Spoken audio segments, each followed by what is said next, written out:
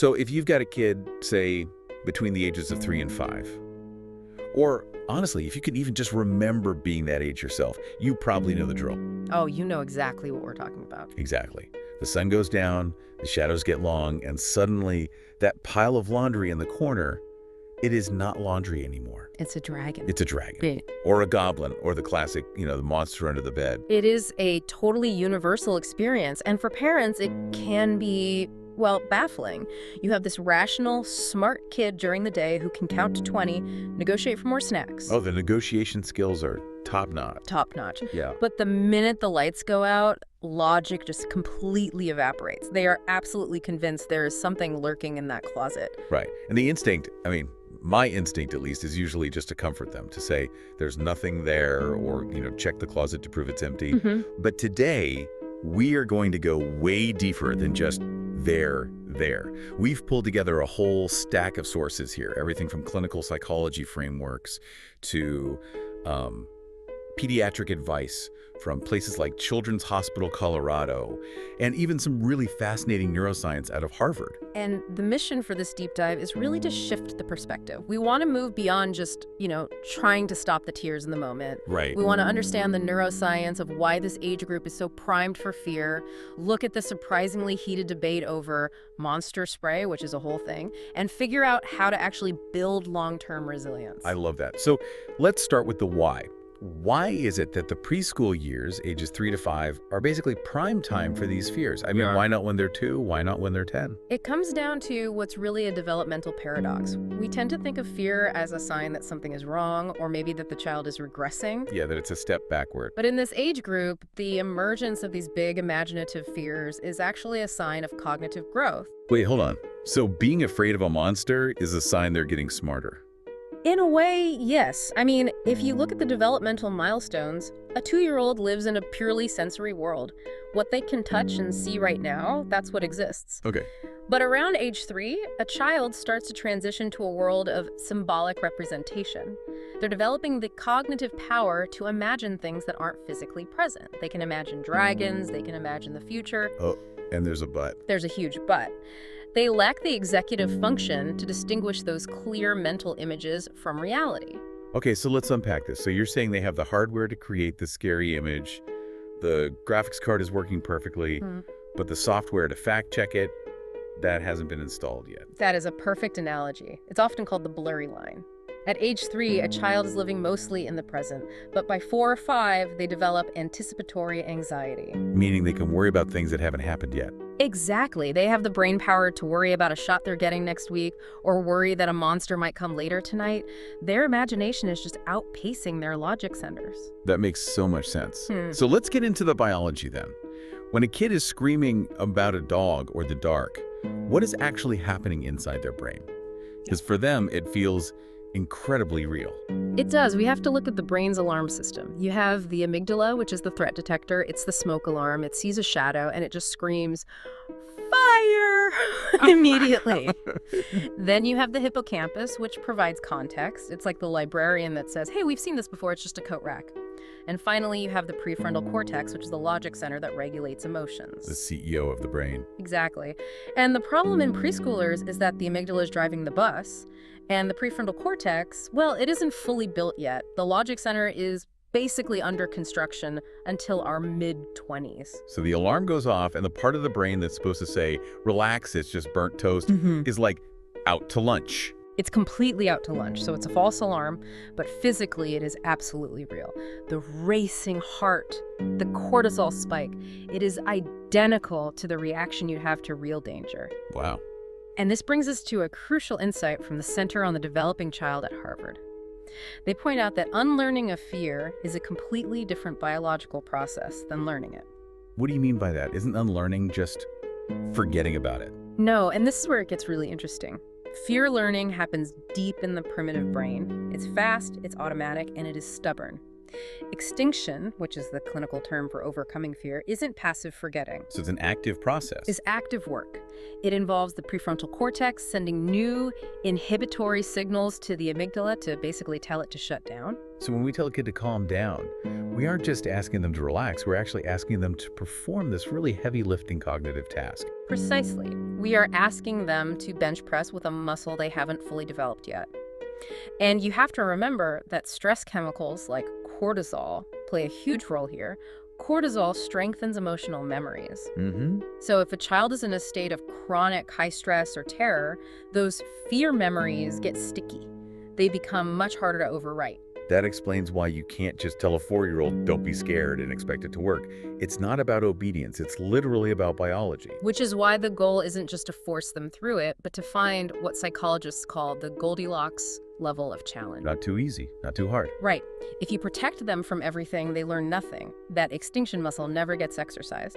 But if you throw them into the deep end, what clinicians call flooding, they just shut down, and the cortisol cements the trauma. You need that middle ground where they're challenged but still supported. Okay, speaking of support, let's talk about one of the most controversial tools in the parenting toolkit. I see this everywhere on social media, parenting blogs, monster spray. Ah, yes. The monster spray debate. It is surprisingly polarizing. So for anyone who doesn't know, the recipe is usually water mixed with a little lavender oil or something. Yeah, maybe some peppermint. You put a cute label on it that says monster repellent, and you tell a kid, this spray keeps monsters away. And the people who love it say it gives the child agency, it smells calming, it validates their feelings.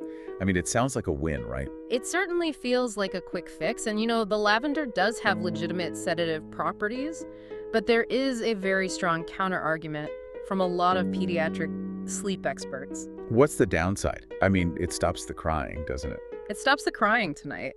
But the argument is that by using the spray, you are inadvertently validating the reality of the monster. Oh, right. If you have to spray for it, Then it must be real. it must be real. You're essentially agreeing with the child's premise that their room is under siege. Exactly. It's a short-term gain for a potential long-term loss. You're confirming that the room is unsafe without this magical chemical barrier. So if we aren't supposed to spray for the monsters, and we aren't supposed to just ignore them, what is the alternative? The alternative approach, which many child psychologists prefer, is to validate the bravery rather than the monster. Okay, so what does that sound like in practice? So instead of spraying the corner, you investigate with them. You turn on the light and say, look at that shadow. It looks scary, doesn't it? But let's look closer. Oh, look, it's just your toy truck. You're basically being their external prefrontal cortex. You are. You're helping them categorize the data correctly. And that aligns with this validation framework we found in the research. You validate the feeling, I know you feel scared, without validating the actual danger. Right. And this is where parents can often fall into a trap called negative reinforcement. And this is a term people misuse all the time. Yeah, I always thought negative reinforcement meant punishment. It's a really common misconception. In psychology, negative just means taking something away. So if a child is afraid of dogs and you cross the street every time you see a dog to keep them calm, you are taking away the anxiety. The child feels a drop in anxiety, which is a reward. Oh, it feels good to avoid the scary thing. It feels great. And that relief tells their brain avoidance is the only way to stay safe. You are actually teaching them that they can't handle the situation. The more you help them avoid, the stronger the fear becomes. So avoidance feeds the fear. Okay, that leads us perfectly into the actual clinical solution. If we shouldn't avoid, we shouldn't just use a magic spray. What do? The literature talks about exposure therapy, which sounds, I don't know, pretty intense for a 4-year-old. It does sound clinical, but for kids, we can just call it bravery practice. The official term is systematic desensitization. It's really all about building a ladder. Okay, walk us through the ladder. Let's use the dog example again, since that's such a common one. Okay, so knowing what we know about that Goldilocks zone, you don't start by, tossing them into a kennel. Right. Step 1 on the ladder might just be looking at pictures of cute dogs in a book. Super low stakes. And if they can handle that? If they can handle that without a meltdown, you praise their bravery and you move to step 2, watching a calm dog from a window. Then step 3 might be standing in the same room as a dog on a leash. Step 4 is petting a puppy. You only move up the ladder when the anxiety at the current step has come down. And that's that active unlearning process we were talking about. That's the extinction process right there. There was also a mention of something called one-session treatment, or OST. This blew my mind. The idea of fixing a phobia in 3 hours.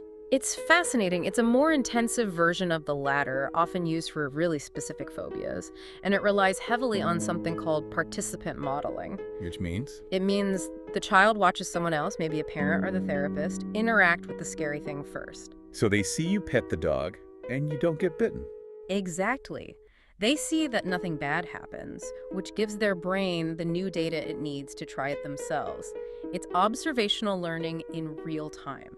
And we can use media for this too, right? Mm-hmm. I saw Daniel Tiger mentioned in the source stack. Daniel Tiger is fantastic for this. There's an episode specifically about investigating scary shadows where they sing, "See what it is, you might feel better." I love that. And there's the Froggy Star Jump episode where Daniel overcomes a physical fear. These give kids a script and a physical action to use when they feel that alarm bell ringing. See what it is, you might feel better. It's basically cognitive behavioral therapy for preschoolers set to a catchy jingle. It really is.